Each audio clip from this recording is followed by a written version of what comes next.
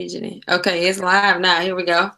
What's up, everybody? This is Audriana Latrice. And okay, there go the live thing. I was like, okay, where's that? What's up? This is Audriana Latrice. And this is Talk About It Thursday, episode 4, season 4. We missed last week because of unforeseen circumstances, which I got to make my co host laugh about that after the show. Uh, but we're here to make up for it this week. We got Elliot, who is not gonna show his face this week because he's so booked nowadays, y'all. He just gonna lend us his voice and not his face, but it's okay. We got Ashton. Ashton Also, is what back on nowadays? American. You booked. Anyway, I'm talking about Ashton. Oh, We got Ashton back on American soil now. You got to tell us about your Canadian experience. And we have our guest, Shavonta, Miss Shavonta. She's filling in for Nakia. Nakia is on her journey to making that money. So she's making money moves like Cardi B right now. So she's not with us this Thursday, but next episode we will be seeing her. So, anybody got anything they want to say right quick? Ashton, you got to tell us about your Canadian experience. Um, it was great.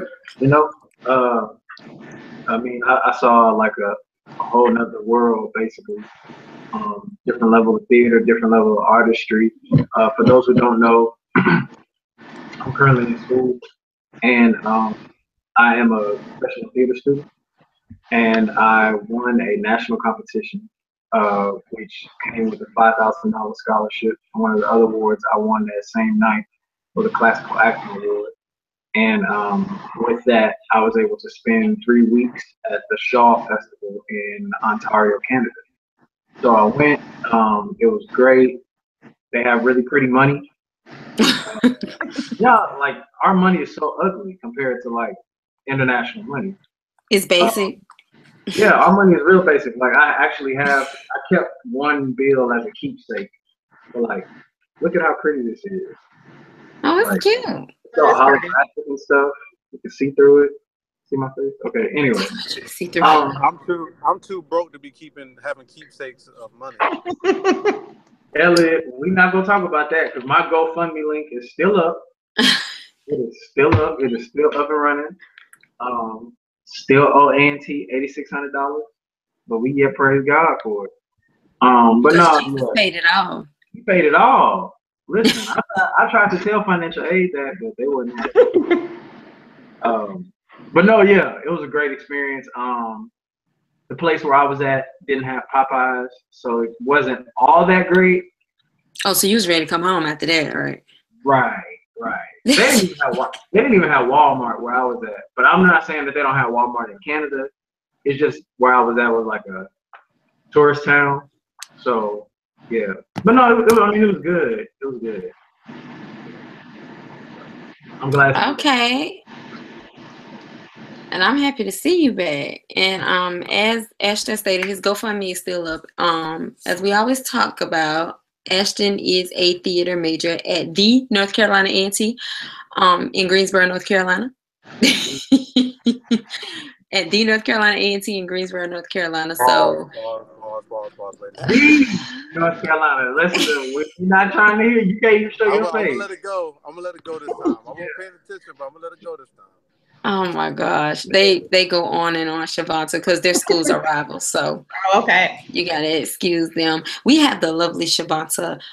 How do you say your middle It's name? Arline. Arlene? Arline? Yes, Arline. Okay, see, Arline. I see, you know what? I'm not even gonna go there because see, down south we say Arlene when we see something like that. It's Arline. Okay. Arline. Take Yes. a minute, introduce yourself, let the viewers know who you are, all that good stuff.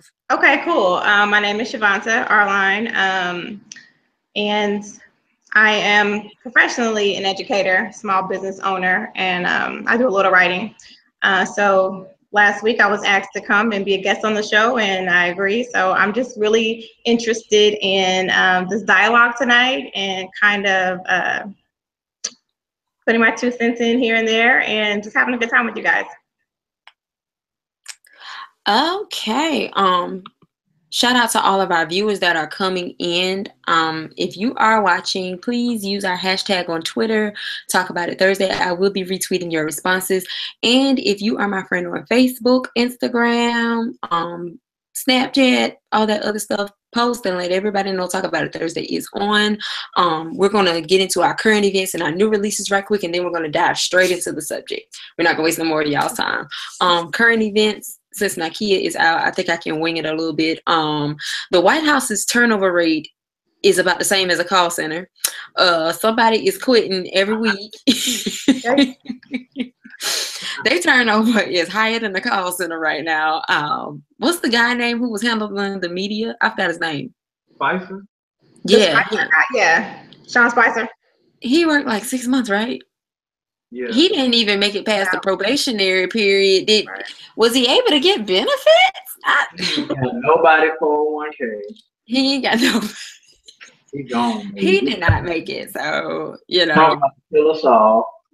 That's my gosh, for real. Like, we gonna die. He is staying employed at the White House. Trump he has reached his 200-day mark in the White House a couple days ago, and the only consistent thing he has done was tweet. No laws have been passed. Nothing has been. They done nothing but argue every day in the White House since he's been there. What else is going on? His mouth is about to write a check that America can't cash. Korea is about to blow us to smithereens because of his mouth. You Canadian. You Canadian. Like, Donald Trump is nothing but trouble for right now. Maxine Orders is reclaiming her time. I think I'm gonna reclaim my time, and that's biblical because see, the Bible said, "I will restore to you the." Yes, the year that the cankerworm. Yeah, the cankerworm and the locusts have eaten. Okay, okay, for real. So I'm with Maxine. I'm trying to reclaim my time. Y'all so churchy. You know we was gonna be churchy. What else is going on? Everything is being hacked except for Sallie Mae and all these other student loan companies. People done released the rest of the season to Power. It's all up and down Facebook. They done hacked HBO. They still going on and on about Russia and all this hacking, and nobody has hacked student loans. Like, please delete my student loans. Thank you. And make more scholarships available so Ashton can continue school in peace. And what else is going on in current events? Beyonce posts her post-baby pictures. Her body is amazing. Yes, baby mama Beyonce, yes. Her body is amazing. She is gorgeous. Girls Trip grossed over $30 million during their release weekend. Yes. So that's really, really good. Speaking of Girls Trip, if you are planning to go to the Essence Music Festival, they have early bird tickets on sale now. I looked at some and just remind me how I need to find me a rich husband. Yeah. So if you are planning a trip to Essence Music Festival, you can go on the Essence website and find some early bird tickets now.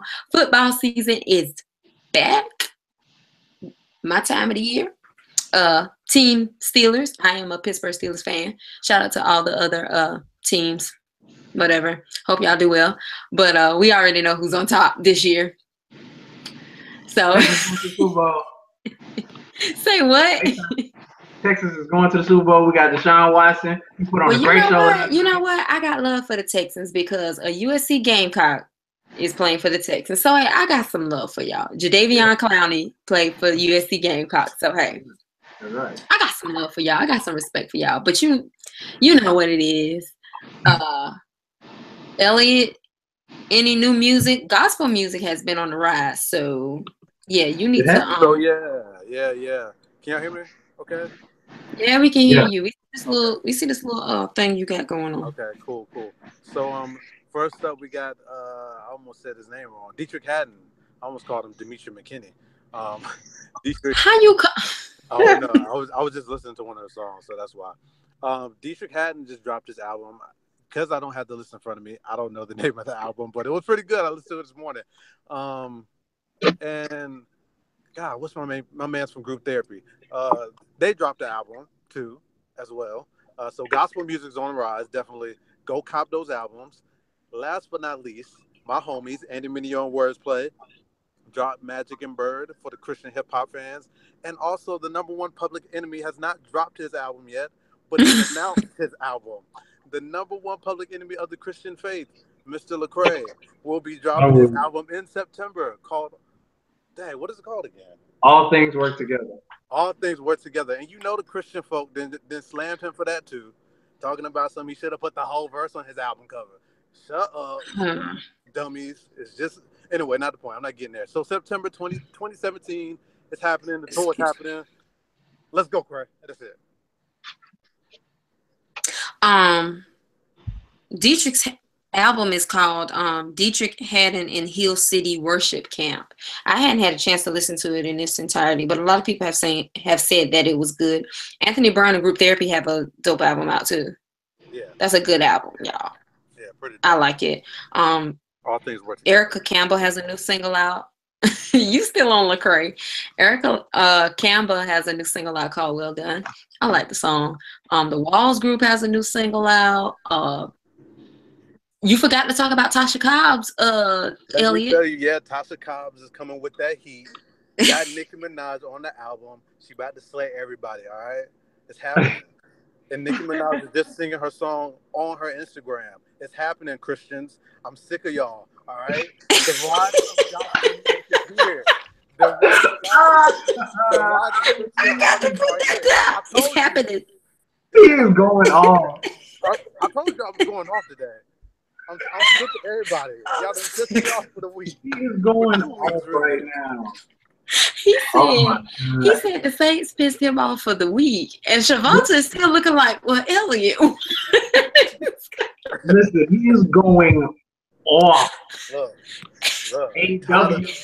This is for another episode. I'm tired of y'all Christians trying to talk about Craig, Tasha Cobbs, all them Nicki Minaj. Look, leave them. Listen, Tasha Cobbs was just at August Alsina's concert, and listen, I was about to lift my hands when I saw the video because I was like, "Sing, Tasha!" She had them. It was praise and worship. Okay, I thought I was at Hillsong for a minute. I say, "Well, go ahead." Tasha was taking us through. Okay, but I mean, hey. You know the Saints gonna find a reason to be mad about something. They're gonna find a reason. You know, when Christians start walking like Jesus, they got a problem with it. It's sad. But anyway. Well, you know, they call Jesus a demon, so hey, I mean, what do you expect? Yeah. Insecure has been renewed for a 3rd season. Yeah, you saw. Team Tasha. Tasha is collateral damage, okay? Tasha is about to listen to a Mary J. Blige CD. Fooling around with Lauren. They can go on somewhere. Let's just give Tasha the show. I'm personally sick of everybody on the show. I'm sick of everybody on the show. It's just too much. Molly don't know a good man if he hit her in the face. Molly quit. Hold on, sidebar. Molly quit therapy talking about because the woman was asking too many questions. No, because the woman got in her business and read her like a book, an open book test. Yeah, that's why. An open book test that Molly failed.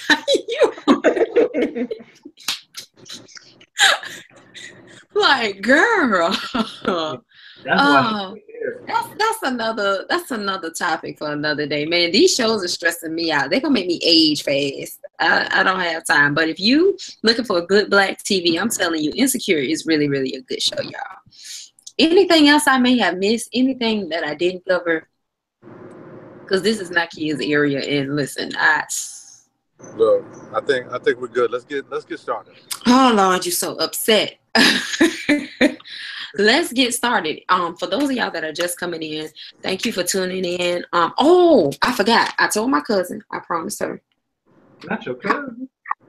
My cousin. My cousin is an author now. She just put out a book for our business spotlight. Alethea Smith put out a book last week called Love for All the Wrong Reasons. Can y'all see that cover? Because I know y'all see the reflection in my computer.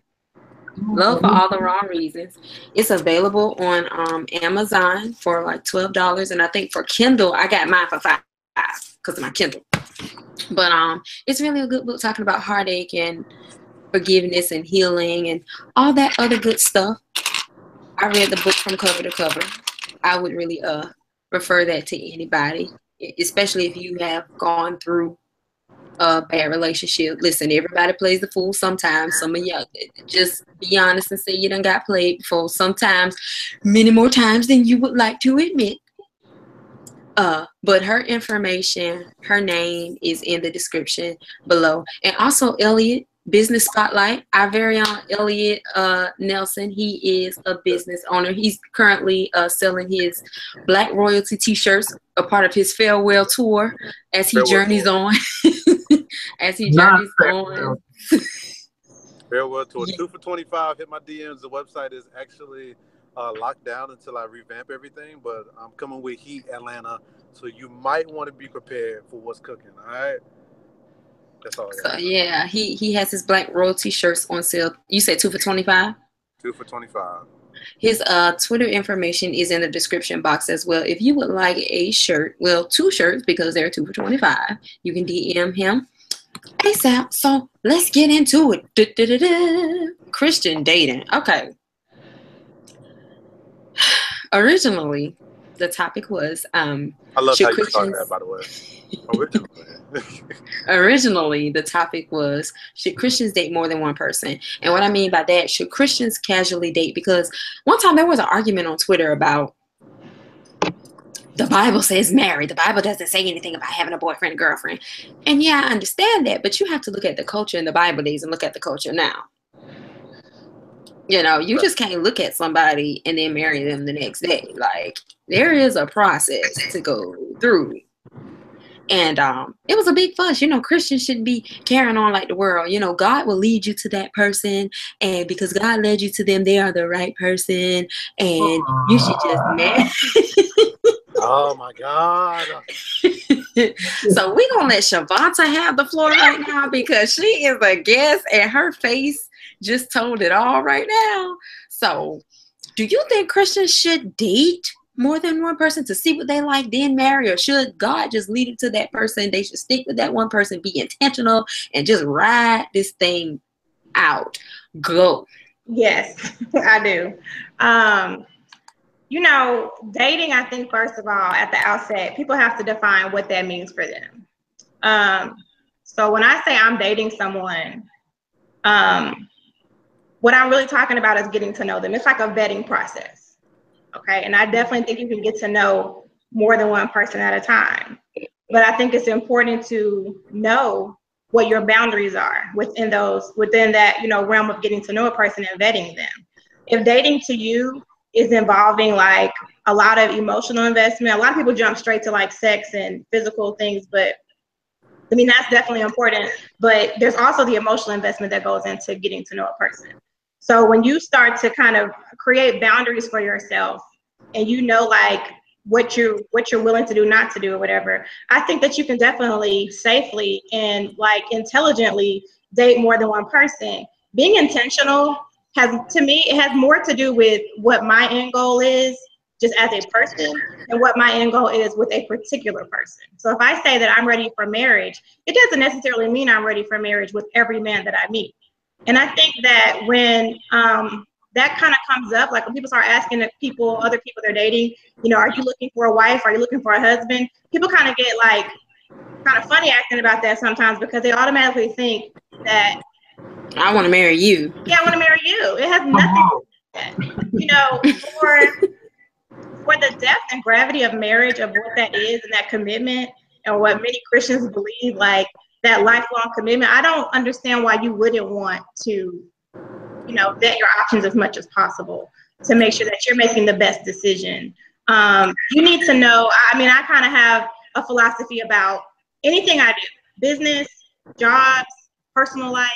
I need to know what this looks like. And when I say that, I'm talking about the ins and the outs, the good and the bad.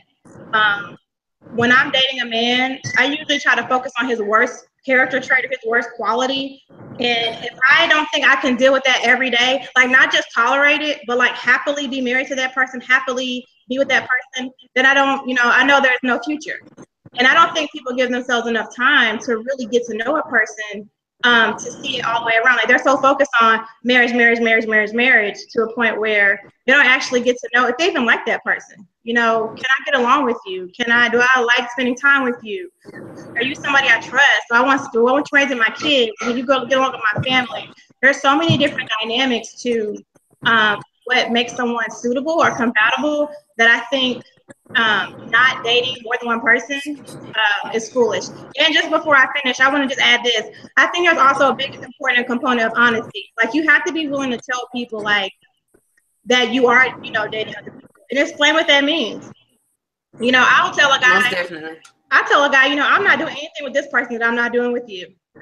So that kind of lets them know, like, if we're just going out and having dinner sometimes, we're just talking on the phone, this is what I'm doing with this other person as well. So you don't have to feel like I'm, cheating on you, or there's nothing like secretive about this. And I think the secretive nature that kind of comes along with dating multiple people is kind of a put off, which I understand. But I think that if you're honest and like upfront with people, that kind of eliminates a lot of that. And then that gives that other person the ability to make a choice. They may say, oh, I don't want to date a woman who, might be seeing somebody else. And that's fine. I'm all about boundaries and you do what you want to do.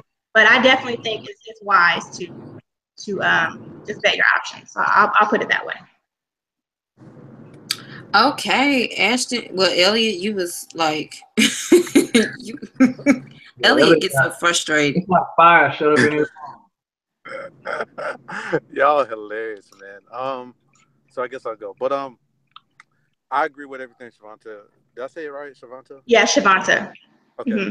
I agree with everything she said. And I've been on this topic for the past few weeks, just gathering my thoughts.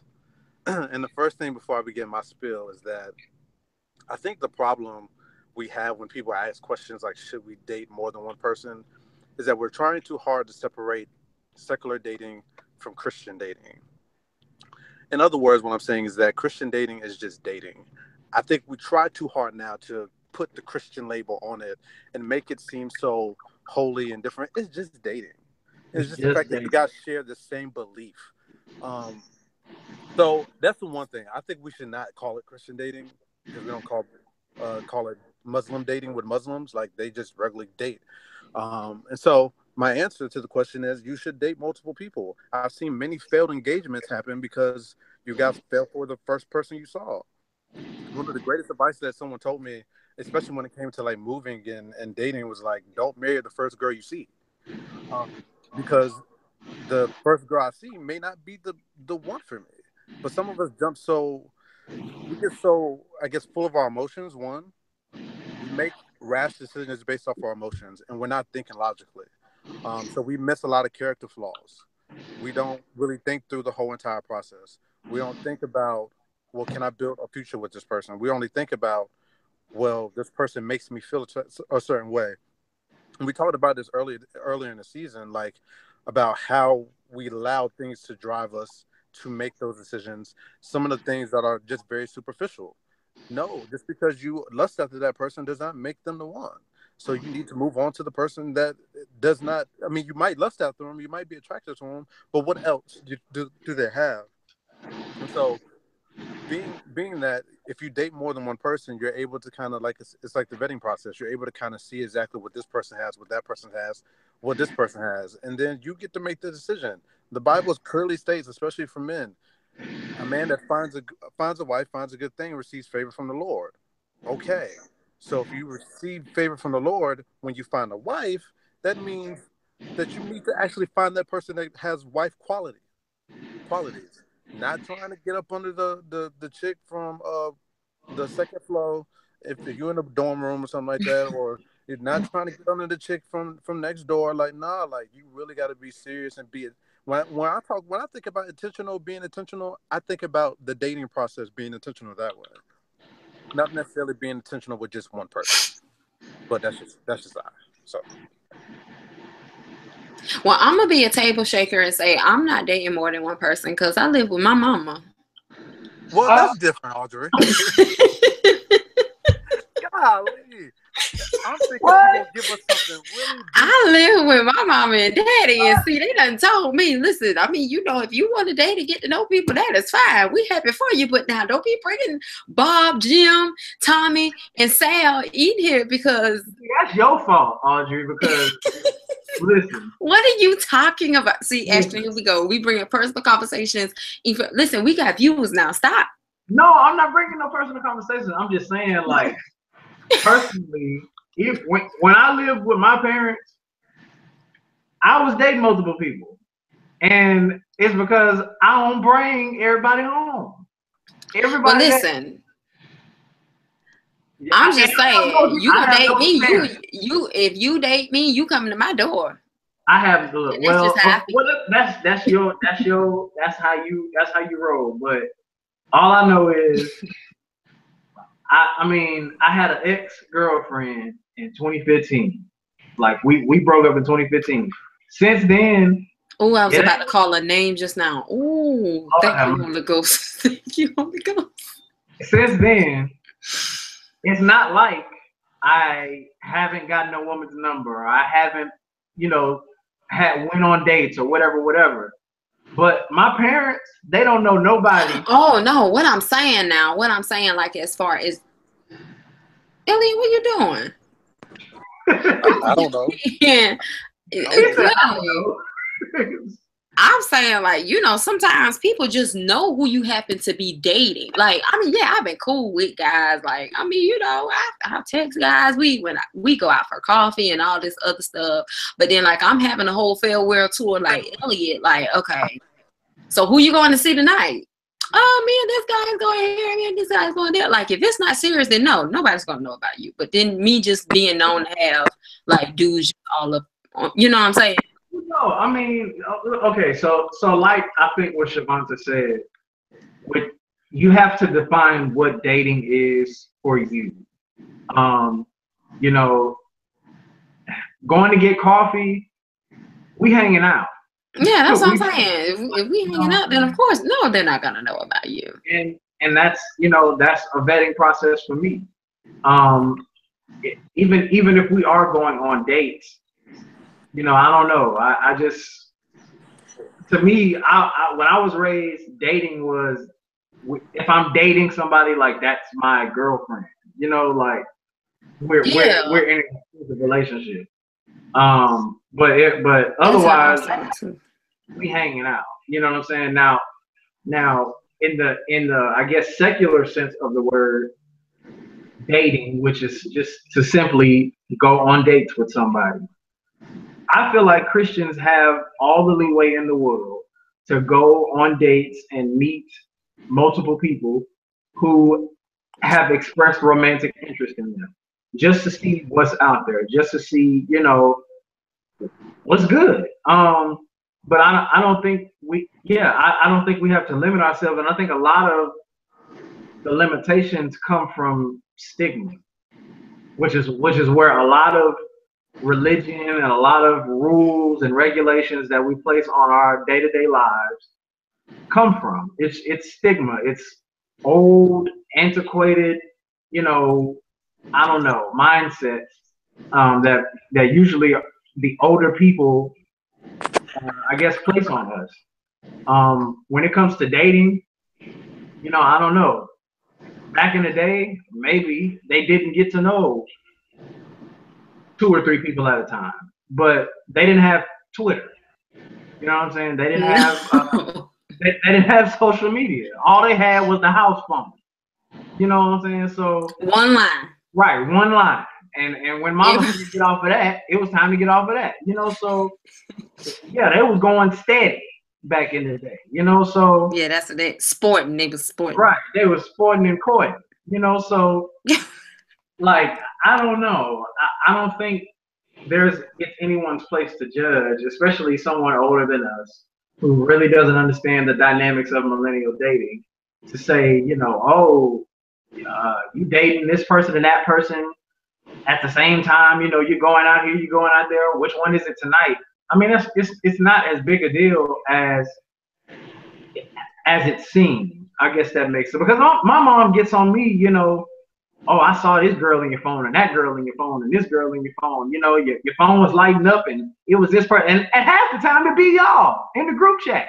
You know what I'm saying? So like, but just because you communicate with or hang out with multiple people at once, you know, I don't think as a Christian that means that, you know, because you know this is the first thing they like to jump to, that you aren't saved. So I don't think that that's what that means. Okay, somebody asked the question, who is this? Bree the introvert. She asked, isn't the Christian part of dating just basically you're not having sex, or is it supposed to be, what Look, is really, okay, so that's a look, good question. What is Christian dating and what is worldly dating? Go ahead, Elliot. Look. Let's take the question off of it. One, no, but two, what they've tried to make Christian dating to be, and I don't want to take no shots at anybody, any organization or anything like that, but what they've tried to make it to be is that two people are coming together and they're saying, okay, I'm dating for the purpose of marriage. That's one. I think two, the other aspect is that we have all these different rules that we follow. We have these curfews, no sex before marriage, Bible study on Wednesday night, worship together on FaceTime Thursday night. Like, we want to separate, and this is why I say that we try too hard to separate. No, my favorite. You forgot my favorite. Chaperone dates. Chaperone dates. Holding hands. Holding hands. There was, I lie to you not, I know somebody, they dated someone and they had a whole courtship/marriage contract. See? A proposal. See? That had scripture and everything on it, and said this is how we're going to do our dating. And that part, those two are now broken up. So courtship papers, I leave it too. Courtship papers. Yeah, like, come on. It's in my back. See, y'all getting on my nerves. Y'all really getting on my nerves. So that's what the basis of Christian dating has been. Since then, like I had to, because I was a little part of it too, like no kissing before marriage, all this other stuff. But then I had to reevaluate, like, well, is dating just dating? Like, what is it? And for the Christian, what does it mean? And for me as a Christian, what it means to date is that I am dating this person intentionally, trying to see if they're the perfect person for me. Number one, if they have those wife characteristics that I'm looking for, but also, do they love Jesus?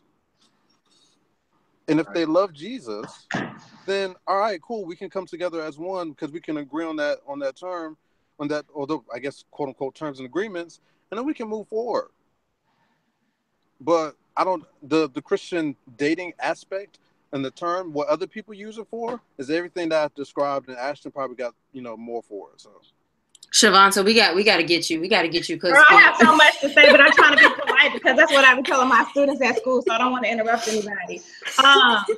So look, there is no such thing as Christian dating. I think that there is such a push towards, like, almost making a theological basis for dating, like a dating theology, that I feel like is non-existent. When I think about theology, and I'm not trying to like go too far into that because I know everybody, it's not a seminarian or whatever, but whenever I think about theology, I kind of think about it through the vein of, like, it has to be something that's applicable, like, globally, literally.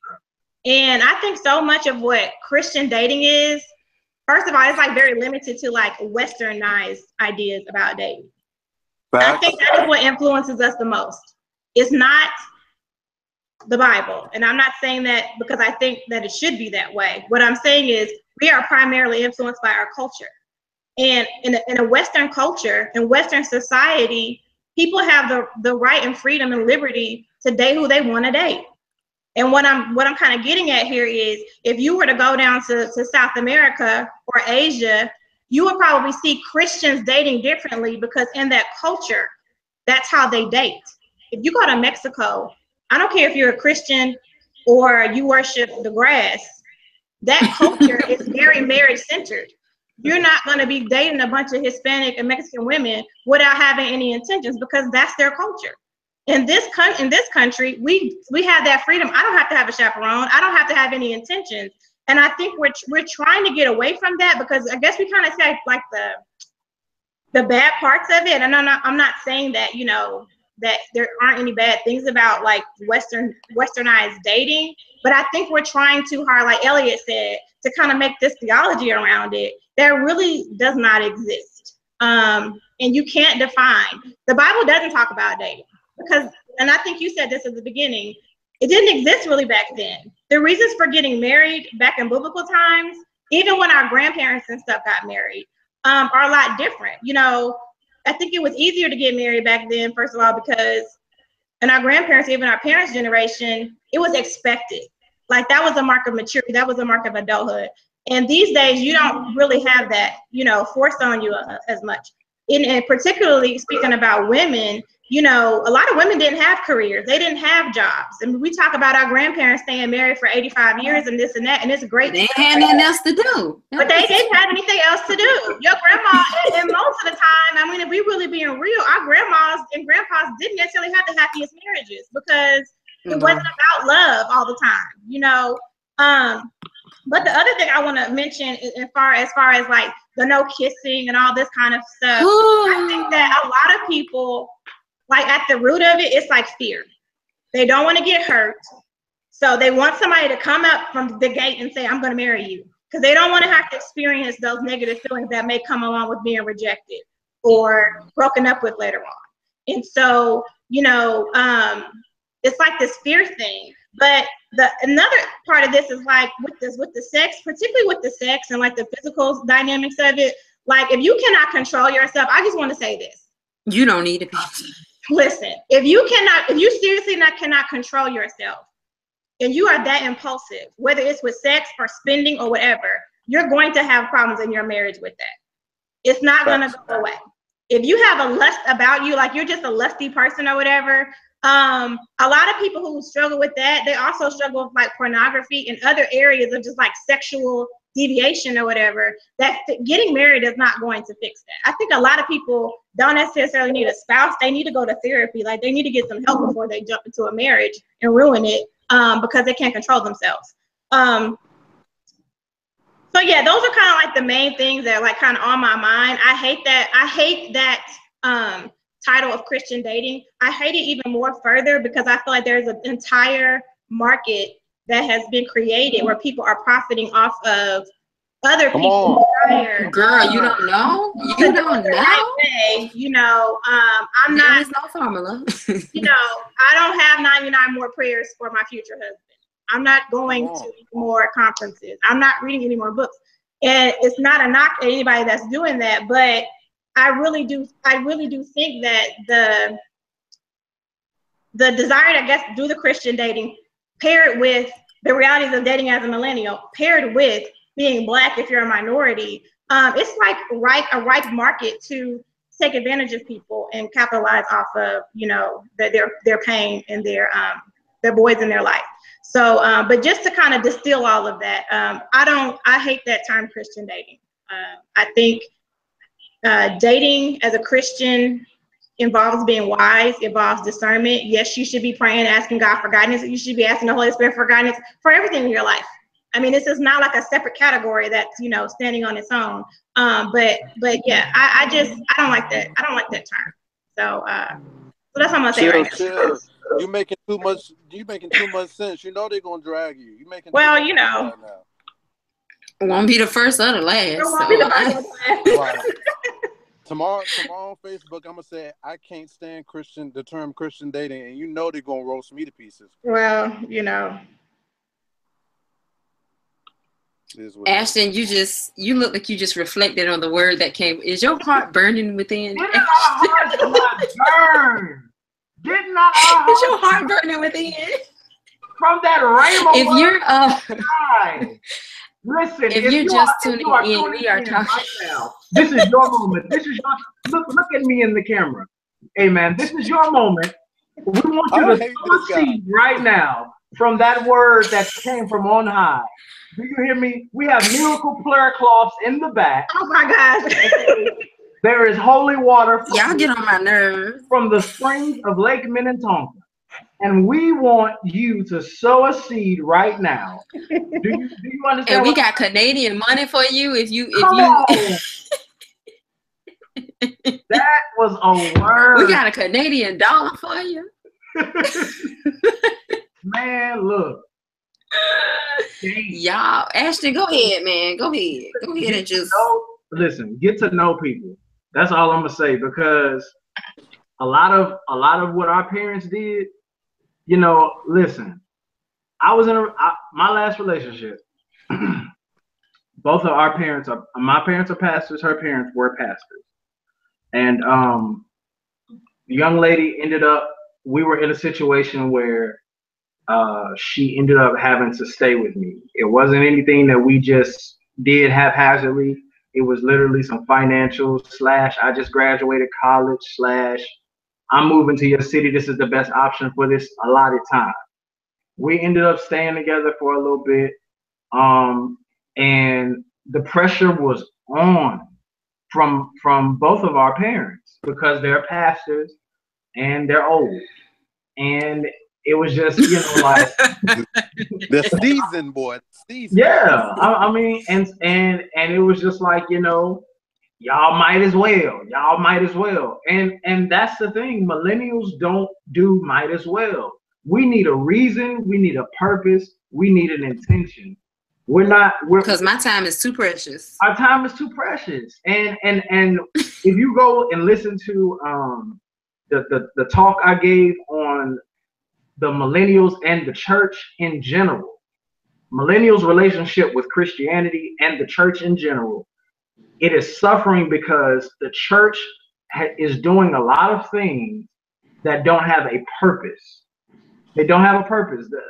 People go to church Sunday in and Sunday out, and there are things that they do. There are religious practices that they do that are just simply based off stigma, based off, like Shavonta said, fear, based off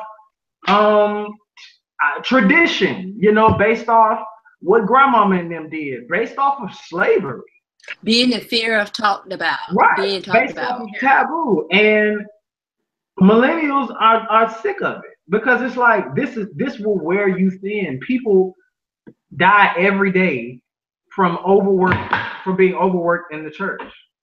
There are folks who devote their whole life to working for their soul salvation when the Bible clearly talks against that. So when it comes to Christian dating, quote unquote, that it's just we always try to prove our salvation in different venues, in different avenues of our lives. And dating has become another way that Christians have just began to try to prove their salvation.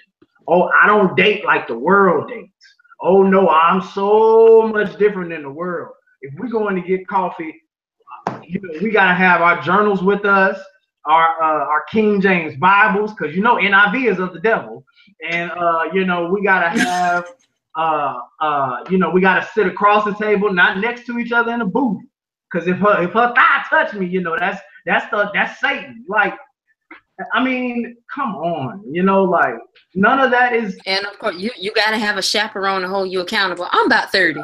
Listen, if I can't control myself now, I just never will. Exactly. I am a grown man. If I can hold myself accountable, I don't need to be dating nobody. Right. You know, and not to speak against spiritual fathers, not to speak against spiritual mothers, not to speak against accountability as the Bible speaks of it. But placing all this extra stuff on dating, it's really just an exercise in religiosity, and it's pointless. You know, get to know some people, follow the commandments. You know the word says, don't be sexing folks, don't sex. And if that's what it is, then just get to know people, you know, and keep things within the confines of integrity, keep things within the confines of openness and honesty. and do do you, man? Like it's I first of all, get married might as well in this economy. You know what? Might as well get married in this economy. I don't think so. I think also, like, to piggyback on what Ashton just said about, like, I don't really have that struggle, I guess, of like trying to like outprove people. Like, I don't have that desire to like validate my salvation or whatever to other people. And it's very interesting to me to be around people who do. But with that being said, I think when if you're overly consumed with that, I think it's a perfect recipe for false pretense because you can't even be yourself. When you're trying to get to know somebody, but you're so focused about what will people say if, if I send you this, kissy face emoji or whatever, like, what will people say? I think it's like, if you choose to go that route and you choose to continue that relationship, and that maybe leads to marriage, like, you don't even know this person. All you know is the image that they've tried to create, right, to prove to you that they're worth your hand and vice versa. And at some point, it's all gonna fall down. And I have been like, I'll say it, all the time, very hesitant about dating certain types of men, that are Christians, because I feel like I have to be so perfect for them. And I am not at all. So, That pressure to be, have this certain image, it's like, it's a turnoff. It's a major turnoff. And it's like, okay, you have this one big part of what I want. You're a Christian, you love the Lord or whatever, but everything else about you that doesn't give me a safe space to be myself, it's the turnoff, and I think that a lot of people, they sacrifice that authenticity in a relationship to kind of fit that image that, they think is important. right. I want to make this point before I go because okay, go ahead, Elliot. I do got to go in a few seconds. But my last point, this is the one that's been, well, everything has had my heart burning for the past few weeks. But this is the one thing that I feel as though has destroyed, well, the term Christian dating specifically has destroyed how we view other believers. And what I mean by that is that there are certain believers who believe in Jesus, who believe he died for our sins, who believe that he is Lord over their life, who might be spiritually weak, but they are still great potential suitors. And so what we have is this dynamic of people who think, well, if they are not at the same level that I am in my relationship with Jesus, then they're not suitable to be my husband or wife. And that's just not true. And that's one of the things I had to realize, is that there's a lot of great women out here who it's not to say their faith is wavering, but they might have some doubts. They might have some questions. They might be very, very imperfect. Imperfection is okay. It is okay. I ain't met nobody perfect outside of Jesus. Heck, even Job showed his imperfection when Jesus sent him through all that mess. So that just goes to show you, like, Christian dating, the term Christian dating can be very harmful to some people, especially to how we view people. Like, the Bible tells us that we're supposed to love all people. More importantly, it says that it is the greatest commandment to love. And so if we judge people based off our own measure, based on, oh, they don't go to Bible study as much, but I'm in Bible study all 52 weeks in a year. Well, that's great, but does that make them not eligible to be your significant other? Heck no. And you don't know what areas where they're really trying. Yeah. Right. Just because that you at prayer meetings every Monday, Monday through Wednesday, don't mean that they have to be at prayer meetings every Monday through Wednesday. You gotta, just like Ashton said, you gotta get to know people. And when you get to know people, you start to find out, well, this person, and what I've actually had to realize is that as a man, this is all for all the men of God out there.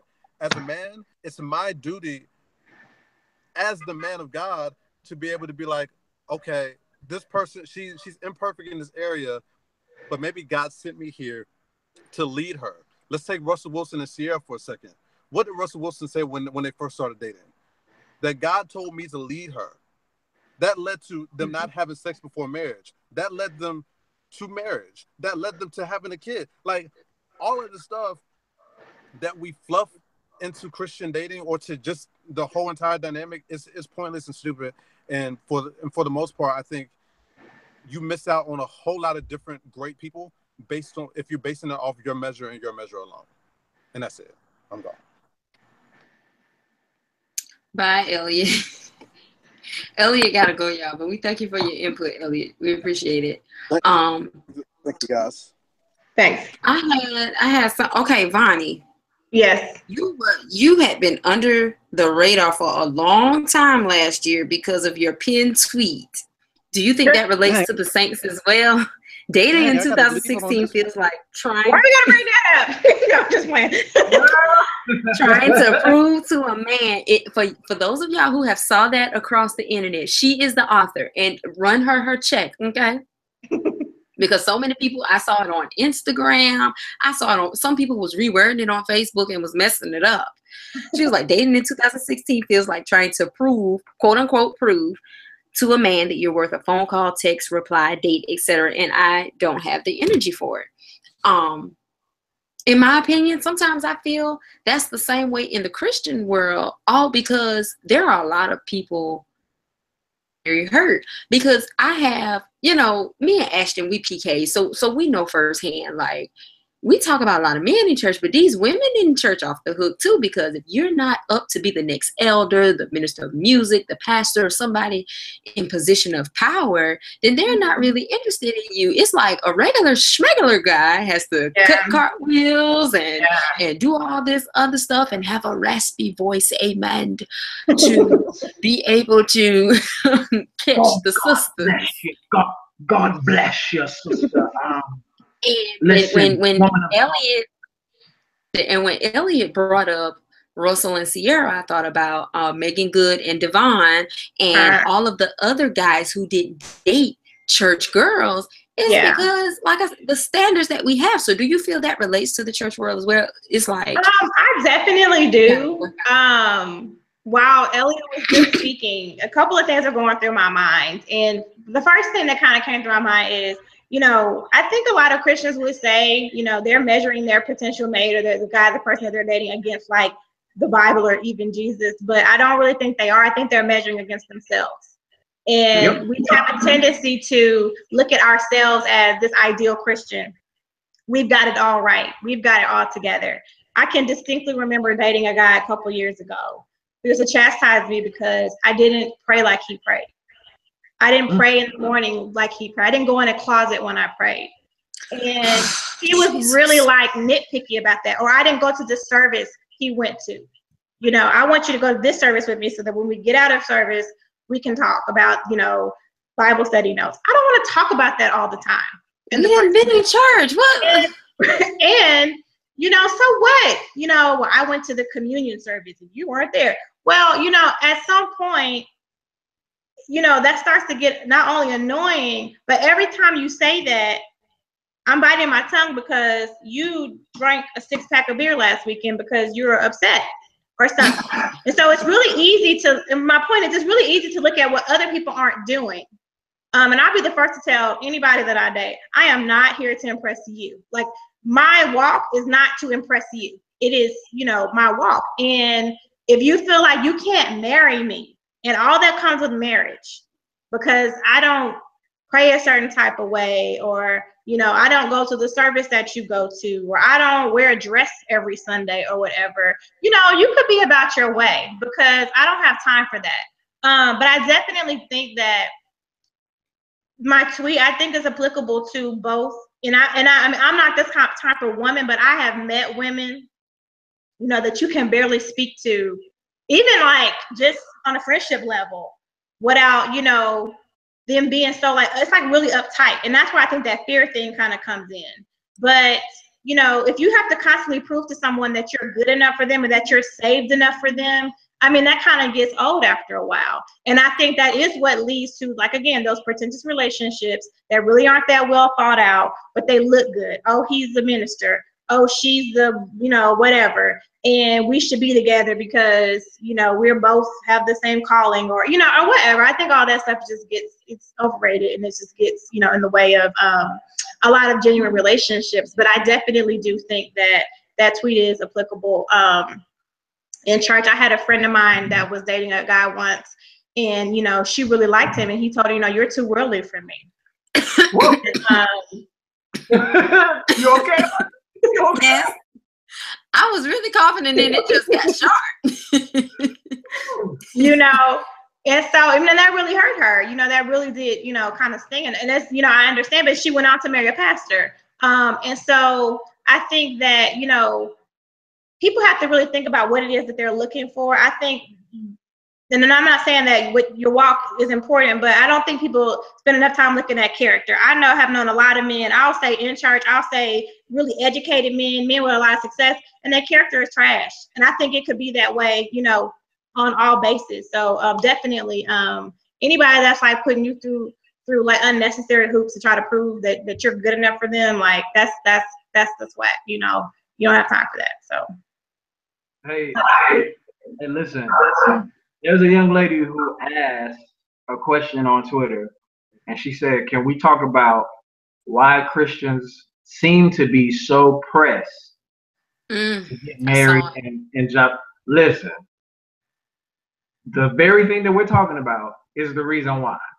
Because people have, especially in this day and age, within, what is this, 2017, so probably the last 5 or 6 years, have somehow equated marriage to salvation. Yes. Or how saved you are, as if there is a degree of saved. Or how favored you are. You have favor in your life because you're married, and Right. Yeah. Right. Marriage means that you have a special anointing on your life. It means that that you are a called and chose. You were called and picked out and plucked from the. You were ordained to be married. Yeah, okay. You were ordained to be married. It's your ministry. Yeah. Marriage is a ministry, and I'm not saying that some of that stuff's not true, but what I am saying is people are putting 100 on 10 when it comes to this. And the reason that a lot of people that you're seeing this huge surge in millennial Christian marriages is because millennials are trying to feel closer to God in all the wrong ways. That's another one of the gaps that between the church and millennials. Millennials are trying to feel closer to God in all the wrong ways. And so one of the ways that they do it is not only how they date, how they go about dating, the rules that they place on dating, the parameters that they set for themselves, but also how quick I can get to the altar. I don't need to waste a whole lot of time. I know that this man of God, people feel like if I can get married in 6 months, then that just proves that this was of God, because it didn't take us a whole lot of time, and God confirmed it, and we didn't have to, we are such in tune with the Spirit, and we were both walking, and we were at that set place in the Spirit of God, and such and such, and we just jumped right into the altar, and then 2 years later they're divorced. People are trying to look the part. People are trying to feel mature, and they also feel the pressure of the older generations, which they believed that, like Shavonta said, marriage was a sign of maturity. So millennials struggle with that kind of adultish thing where I'm old in age, kind of, sort of, but my mama by this age was already married and I'm not. And so now my mama's looking at me weird, not realizing, not taking into account the economy, the society, how things are moving now. The fact that, the iPhone revolutionized the entire world, like all of those things do play a factor and a part in marriage, in society. And so because we didn't do it how mama did it, now something's wrong with us, so all of those things are reasons why Christians rush to the altar and Christians are so pressed to get married, because I just noticed that when younger Christians get married, immediately they start a marriage ministry. 2 months in, And there, I mean, the you thread, still don't know your spouse. You still don't know them. They could be a fool. The threads are pouring on the timeline 2 months into the marriage. Oh, you know, God is just so good. And like, you just got married. Shouldn't you be having sex or something? Like, why are you bothering me? Leave me alone. And you know, the most crass reason to me, since Audrey brought it up, is a lot of Christians is married because they horny. Yeah. Mm-hmm. Plain and simple. Because one of the first things that I've seen some Christians do is, you know, they're super saved, they're some prudes, they're so chaste and holy and pure before they get married, and as soon as they get married, they hop on the timeline tweeting about their marriage bed, and we don't want to hear that. I really don't. I don't want to watch it on TV anymore, to be honest. Ain't neither it's one enough of it on TV. Ain't neither one of y'all cute enough for us to fantasize and to have to think about your marriage bed. We don't want to hear that. But that's what they do. And it just goes to show you, you know, a lot of people are just doing it for all the wrong reasons. So, you know, I'm not pressed. It is definitely a desire of mine, but I'm not pressed. I think another component of that, like Ashton's talking about, is like the social media dynamic now, like that comes along with everything. I won't just say marriage, but everybody wants to show everything off. You know, like as soon as they get something, they have to tell everybody. And I think, you know, with marriage, particularly we're talking about this vein of Christian, you know, whatever, marriage or whatever, you know, people like to be kind of almost showy about, you know, that milestone or whatever, you know, whatever you want to call it, in your life. But I definitely agree. You know, I'm older than all of y'all. I probably almost got a decade on y'all. And I'm not sure how Elliot is, but I know I'm much older than Ashton. And so that pressure, it doesn't go away, you know, that pressure to like kind of fit that societal mode of like, oh, you're a certain age, you're supposed to be married, you're supposed to be doing this and that, you know, it kind of doesn't go away. But one thing I have, you know, committed myself to is not letting that make me, you know, rush into making a rash decision. That same young man who didn't want to date me or was criticizing me because I didn't pray with him, he got married a year after we broke up. He got divorced before that first year of his marriage was over. You know, and so, but he really wanted to get married. You know, he just wanted a wife. He wanted to have that, that image of, you know, being a Christian man who found a wife and ended up divorced, you know, before he even turned 30. So, you know, you have to be careful with, you know, just rushing into things and you know, doing it for the wrong reasons, like Ashton said. Yeah, I feel sometimes we put unnecessary pressure, like y'all said, the social media age. Well, you know, sometimes we can have a good thing going, like say for instance, me and Ashton, we got a good thing going, and then I see my friend, my church sister, you know, she got engaged in 3 months, and then I'm looking at Ashton like, well, you know, boom, Quisha got engaged in 3 months. We've been dating for 6, so what's up? And then it's like. Right. And then he looking at me like, okay, that's nice for her, but you know my credit bad. Yeah. So, it ain't that I don't want to marry you. I mean, we can't afford it right now. Priorities, girl.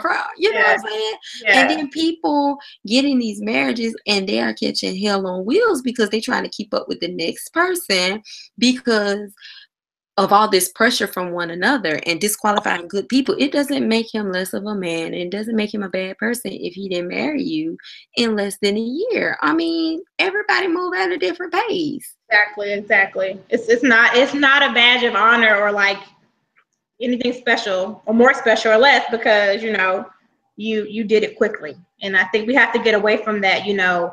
And I think that's why people are so averse to dating multiple people because they want somebody to come along and say, I have this ring in my pocket. I've been waiting to meet you. And today is the day. Will you be my wife? Like they want it like really fast. And they don't think it's real if they have to wait for it. Well, that's because and not only the ring. This is my prayer journal. I've been writing in it every night. And I wanted to present it to you. Little prayers that I made for you. and not only that, but I lost my thought. Oh well. While you're thinking, so let me tell y'all. So this guy that I was dating he told me the guy told him that I was his wife because his wife was light skinned, she was thick, and she had 2 brothers. And he was like dead set, like I was his wife, you know. And he wouldn't take any like beyond reason, like beyond our incompatibility, beyond like every red flag. I was like, this is not your wife, don't do this. He was so dead set on it. But again, I think he really wanted to get married, and he did it eventually. But yeah, that thing about rushing and just, I don't know, like, I don't think our parents, like, getting away from our grandparents, parents generation, I've never heard like anybody like really old say like, that they really felt like this focus on like being sure that God just put this person in your life for sure. I don't get that from the older generation. It was like, I met Sadie at the dance, and I got her a lemonade, and we started dating. It's not this big divine thing, this divine, revelation. It's not a big component of the former generation. But I think our generation is so like, we want like God to come down and say him, like this person. And I think that is another thing that kind of like repels us from dating, because we don't want to have to vet. We don't want to have to think and try to like use discernment and try to figure out who to be with. We want somebody to tell us to do this or do that, and I think that's like, it becomes a stumbling block for us because we never really mature. We really never really know how to think for ourselves. So that's kind of my 2 cents on that. But if a man comes to me and tells me, you better keep that to yourself. Tell me that on our wedding day. Tell me that you knew from the day you met me on our wedding day. Because if you tell me that the day you meet me, I'm gonna be like, weirdo. Go away. I'm a liar. You don't know me. I could be a serial killer. You don't know. I could be a klepto. Yeah, I done stole $5 out your pocket and you talking about I'm your wife. Yes. I'm still more when we get married. What is wrong with you? Right. Man, it's after 8:30. Any last words, y'all? Because I see Twitter is lit right now, so I guess we need to finish this. Our mentions have been relatively unbothered today, so I'm just enjoying that. So. Ashton, your face is like, oh, wretched man that I am. What is? Oh no! I'm over here digesting and feasting on this word from on high. No, seriously, like, yeah, no, like, my last words are stop over spiritualizing dating and get to know people. Shavonta brought up a great point about our parents. They were, and our grandparents. They married because it was like you said, they have nothing better to do. Two folks. I'm telling y'all, I love my folks to death. But if I was those same two oh gosh, she froze up. Okay. Can you hear me? Yeah, I hear you now. I love my parents to death, but those same two people meeting each other under their circumstances in 2017, they would not be married. They would not be married because it's just not that time. That's not how things work. They had some extenuating circumstances, and when I asked them like why they got married, it's just like, well, you was on the way, so yeah. Like I was like, right. Well. I mean, I don't know. So yeah, I just get to know people, man, and don't over spiritualize this thing. Honestly, I feel like what people try to do is replace a genuine connection with God with work or religion. So if I can show the world or show the timeline that I'm really, really, really doing dating, I'm a focus in on dating. If I'm really doing dating the godly way, then that means I'm really saved. You know what I'm saying? A lot of people they aren't sure of their salvation, so they have to hone in on one thing. Oh, I don't listen to any secular music. All I listen to is Shirley Caesar. Okay, well, that's great for you. You know what I'm saying? Like, they hone in on that one thing. Let's just be honest. And I'm not even trying to be funny. Like, let's just be honest. A lot of these godly couples y'all looking at, they be fighting back at the house. Yeah. They broke. Yeah. They going through some stuff. So it's just best to seek God. Matthew 6:33, seek ye first the kingdom of God, his righteousness, and all these things shall be added unto you. just seek God, man. Stop looking at these people and what they have, because like my dad would say when he would teach marriage at church, some of these people is catching hell in these marriages. That's Pure that same hell. man So, of God, man, that same man of God that told you that you was his wife and such, and you were such a called and chosen woman of valor and blah blah blah. He like men. let's just get to know people and just you in and out, Ashton. let's just do it. I heard Yeah, that. you got to, man. He said some of these men like men, so be careful. Say again. These churchy men. Yes. Oh, you need to talk about your sister, Ashton. Real quick, y'all, and we out. We out. Ashton, you will close us out with this. You got to close us out with this. You got to tell them about your sister, Ashton. So a gentleman was trying to court my sister, and he was calling himself, saying that he was gonna be her wife. I mean, she was gonna be his wife, and yada yada yada, blase blase. And come to find out, he just said, like, by the way, I know we've been dating and everything, but occasionally I sleep with guys. Like, and he was just like, but I still like you. And so, that's more common than we think.